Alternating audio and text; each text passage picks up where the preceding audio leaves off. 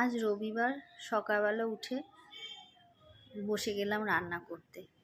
বাড়িতে কিছু গেস্ট আসবে, খাওয়া দাওয়া করবে। সকালে ফ্রিজ থেকে মাংস বার করলাম। মাংসে তেল দিয়ে, মাছে তেল দিয়ে, হলুদ দিয়ে ম্যারিনেশন করে রেখে দিলাম। তারপরে ইলিশ মাছ ভাপা করব, তাই জন্য সর্ষে, পোস্ত, কাঁচা লঙ্কা নিলাম। মাংস বসিয়ে দিলাম। মাংসটা হতে থাকলো।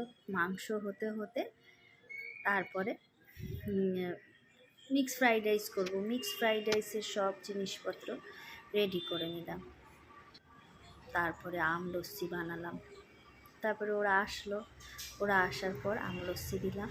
তারপরে খাবার পরিবেশন করলাম। কি করলাম?